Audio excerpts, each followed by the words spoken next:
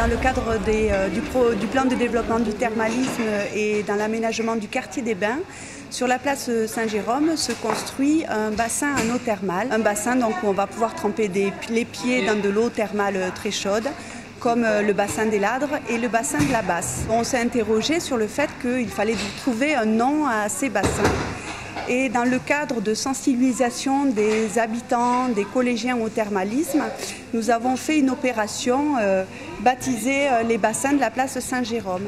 Donc, dans une première étape, nous avons demandé aux collégiens d'Accès-Thermes de travailler sur des choix de noms. Alors ces choix de noms, on les a orientés un petit peu, puisqu'on fait référence aux anciennes sources thermales qu'il y avait avant sur Accès-Thermes.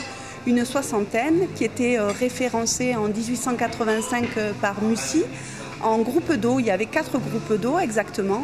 C'est facile à retenir puisque ce sont les noms des établissements thermaux. Donc vous avez le groupe d'eau du Cloubret, le groupe d'eau du Tech, le groupe d'eau du Modèle à la résidence Le Grand Étras et le groupe d'eau du Breil à proximité de l'hôpital et donc du bassin des Ladres. Chaque source avait un petit nom, avait des caractéristiques particulières, à savoir soit une composition chimique particulière, soit une température particulière.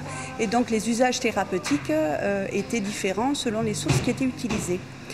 À l'heure actuelle, l'eau thermale est forée, donc ces sources ont tari. L'eau thermale est donc forée et distribuée dans les établissements thermaux. On a voulu rendre hommage à ces anciennes sources et nous avons donc demandé aux collégiens de travailler, de nous proposer un choix de nom pour chaque bassin qui compose cette fontaine qui est en construction sur la place Saint-Jérôme.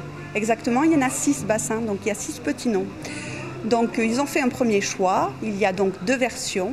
Et cette version, nous allons demander à la population, alors population au sens large, touristes, curistes, habitants, de voter à travers donc des urnes qui sont disposées dans une trentaine de commerces, points d'accueil, mairies, offices de tourisme, sociétés thermales d'Axe.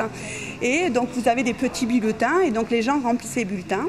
En septembre, il y aura un tirage au sort des 40 bulletins qui recevront des cadeaux pour les remercier d'avoir participé à ce petit jeu. Et en septembre, nous ferons une inauguration pour donner un nom définitif à chaque bassin.